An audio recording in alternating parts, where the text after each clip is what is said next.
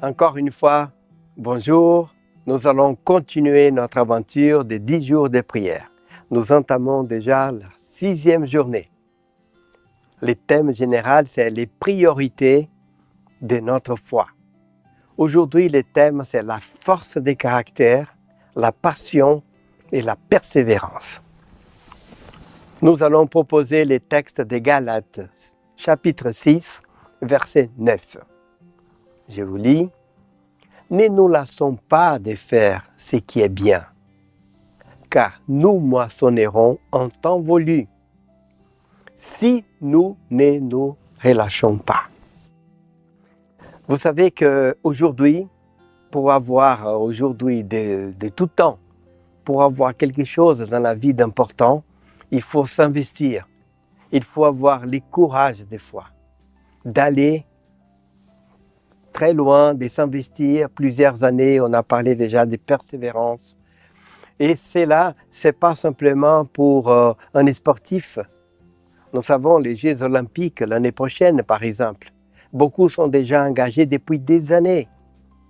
Quelqu'un qui veut, lorsqu'on a mis les projets d'aller sur la planète Mars, par exemple, ça fait déjà des années qu'on pense à cela.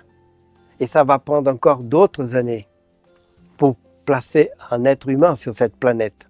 Quand on a envoyé un homme sur la Lune, combien d'années on a fait ces projets? Combien de sacrifices? Il y en a même qui sont morts. Et pour la vie spirituelle, est-ce qu'il faut avoir le courage, la passion et la persévérance pour réussir? Selon la Bible, la réponse est positive. Nous devons investir aussi dans ce qui est très important pour nous. Mais pour cela, il faut que nous ayons conscience de la valeur de la vie spirituelle. Des fois, certains utilisent, pourquoi pas moi, mais certains utilisent la vie spirituelle comme les urgences d'un hôpital. Ils vont à Dieu, ils courent à l'église, ou ils commencent à lire la Bible, ou à prier, à se dédier aux choses spirituelles, quand les choses vont vraiment mal, quand ils ont vraiment besoin d'une aide de Dieu.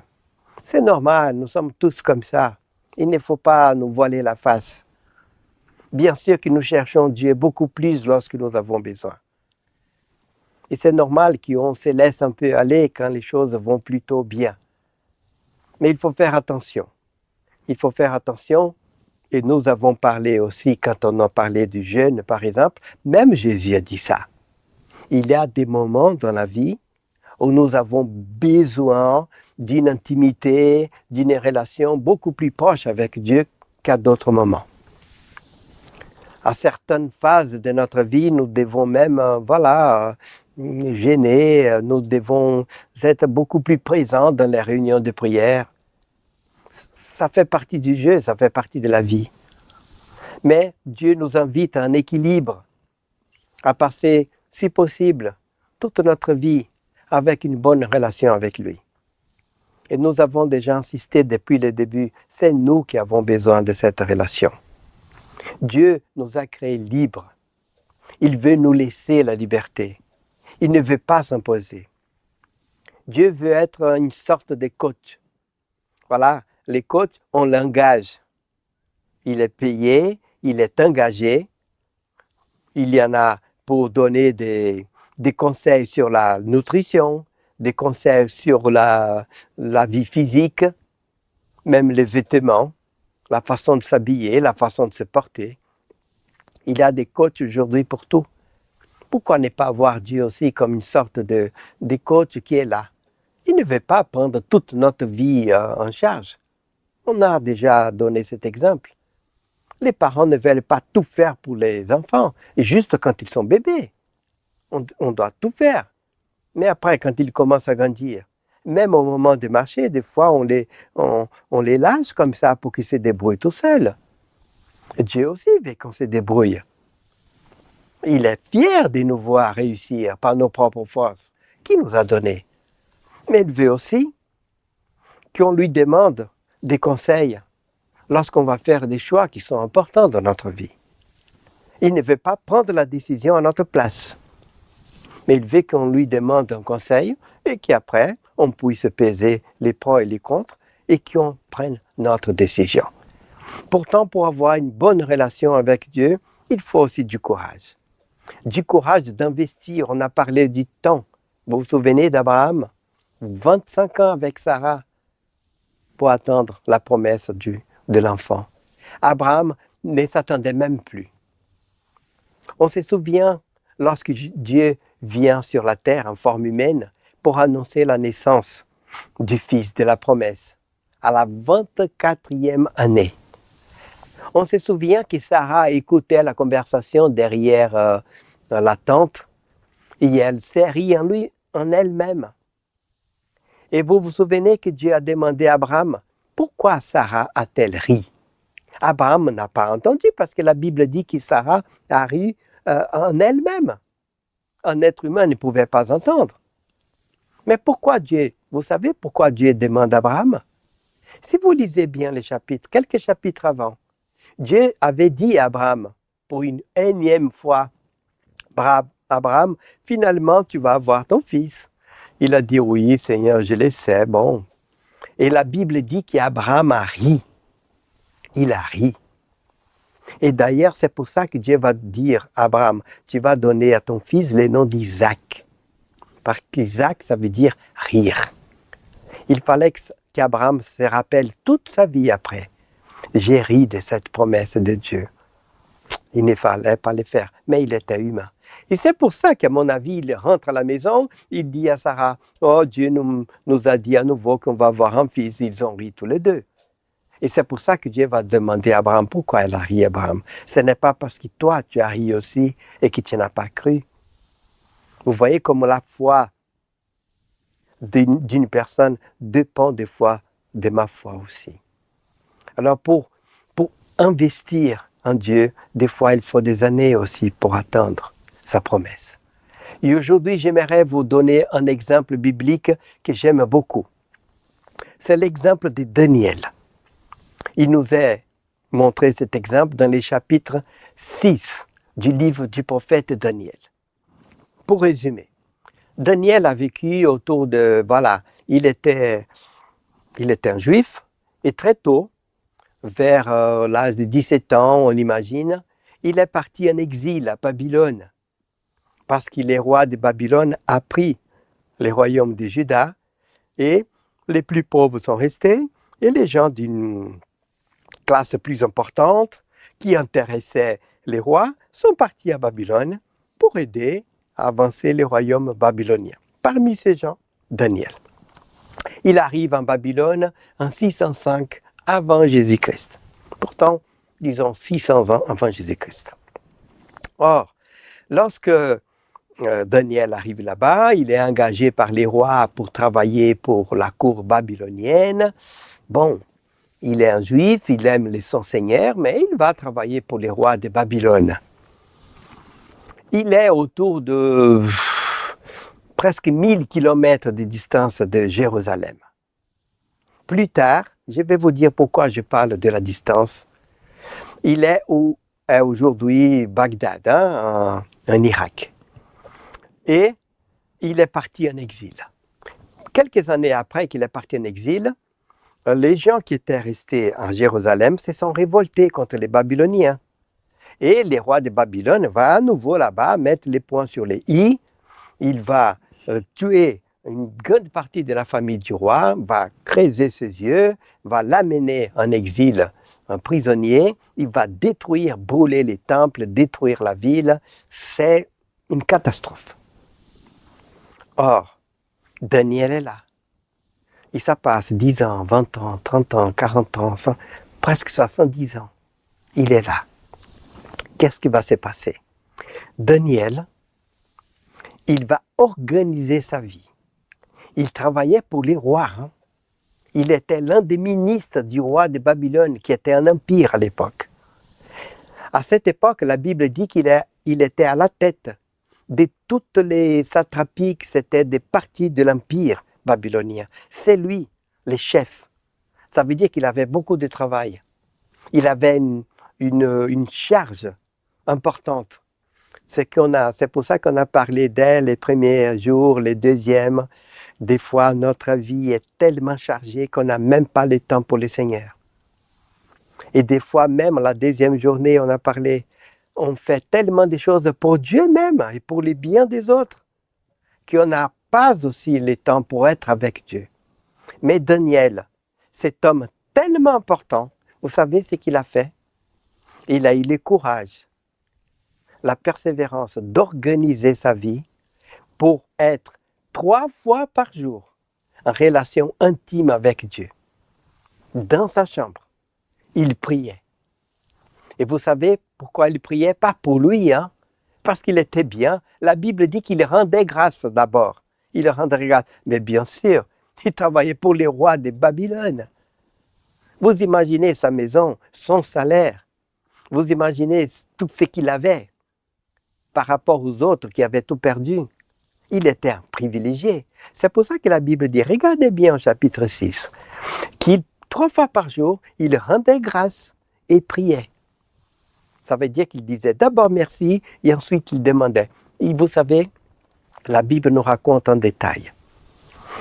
Il était dans sa chambre et il avait une fenêtre tournée en direction de Jérusalem. Ah oui, il était à 1000 kilomètres. Il savait exactement la direction de Jérusalem. Il priait. La Bible dit qu'il est à genoux. Il priait en direction de Jérusalem. Et vous savez pourquoi il faisait ça? C'est dans les livres des rois que nous aurons l'explication. Dans le 8e chapitre du premier livre des rois. Rapidement. Lorsque Salomon a construit les temples en pierre et qui a bâti les temples, il a fait une belle prière de consécration. Et dans cette prière, il dit, par exemple, Seigneur, tout le monde qui va venir ici, prier, écoute cette personne, Seigneur, et fais ce que cette personne te demande, s'il te plaît. Nous savons que tu n'es pas ici, tu es au ciel, mais ta présence est là. Alors si quelqu'un vient ici, Seigneur, prier, écoute cette personne. Il dit même, si quelqu'un vient d'un pays étranger parce qu'il a entendu parler de toi et qu'il te respecte et qu'il t'aime, s'il prie ici dans cette maison, écoute cette prière.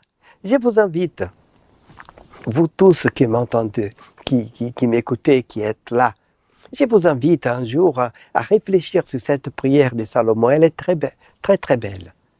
Très très belle. Et Dieu d'ailleurs, il a répondu positivement à cette prière. À la fin, Dieu envoie une fumée incroyable pour montrer sa gloire, qu'il avait écouté cette prière. Or, Salomon a fait cette prière, nous avons même la date, autour de 967 avant Jésus-Christ. La Bible nous dit à quelle année il a inauguré le temple. 960 ans. Daniel vit pourtant presque 600 ans, 400 ans après. 400 ans après, Daniel est en train de prier, tourné vers Jérusalem, parce que Salomon continue sa prière et dit, Seigneur, si un jour ton peuple commet des péchés, il est envoyé en exil, et qui là-bas, le peuple regrette, et qui prie, tournez vers cette maison. Seigneur, écoute comme si la personne était ici. C'est exactement ça ce qu'il dit Salomon.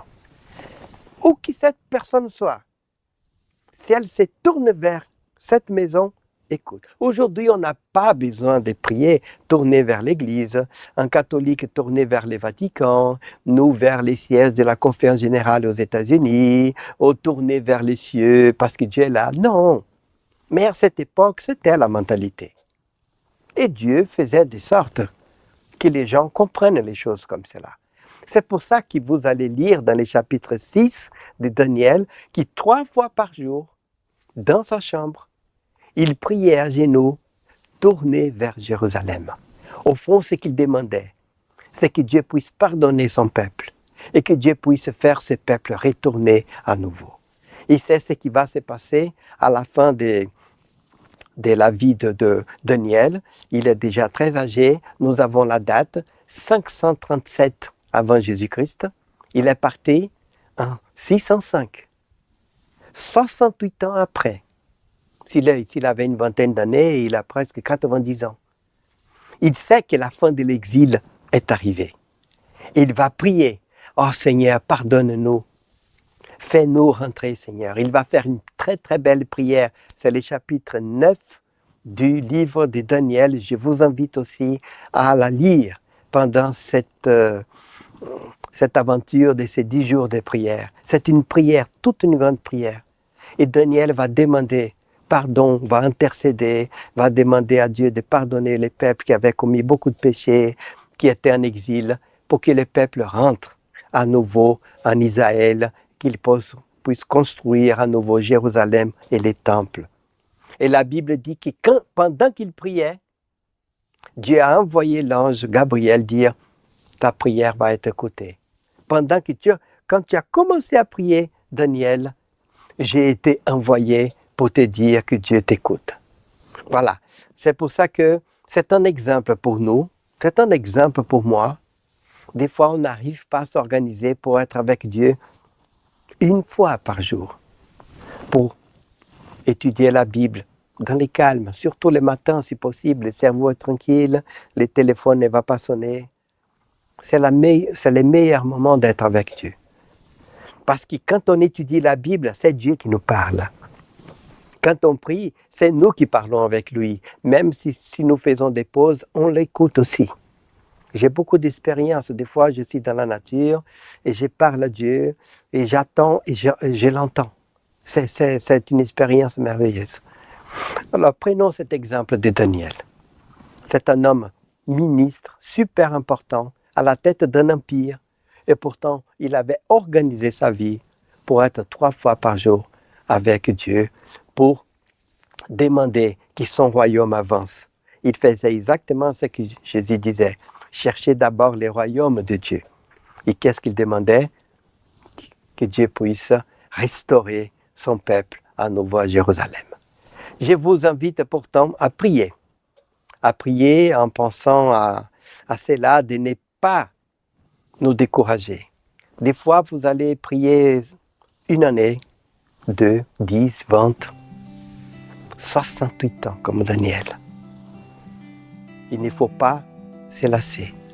Des fois, on ne va pas voir nos prières être solutionnées, être répondues de notre vivant. Mais dans l'éternité, Dieu va dire, voilà, ta prière a été écoutée. Parce que Dieu demande cela comme un document pour qu'il puisse agir dans nos vies et dans la vie de nos proches. Prions. Dieu d'amour, nous te louons de permettre que nous soyons participants à ta mission sur cette planète. Merci pour la joie du service et l'élan d'engagement dans le travail qui consiste à amener les sens et des gens à toi. Parfois, le découragement nous pousse à abandonner. Mais nous te prions de nous donner la persévérance et le courage spirituel nécessaires. Bénis-nous, permets, Seigneur, que des fruits de ces ministères mûrissent pour la gloire de son nom. Nous te demandons cela humblement, au nom de ton Fils Jésus-Christ. Amen. Merci vraiment à vous tous. C'est un plaisir d'être avec vous, vraiment. Je ne le dis pas comme ça, juste pour le dire. Je sais que vous êtes là, tout près de moi, et que nous avançons ensemble. Essayons chaque jour de prier pour chaque sujet que nous voyons ici et de les pratiquer. Demandons au Seigneur la grâce et la force et les plaisirs de pratiquer toutes ces prières pour sa gloire, pour les nôtres et pour nous aussi. À demain pour un nouveau rendez-vous très agréable avec Dieu et ensemble pour la prière.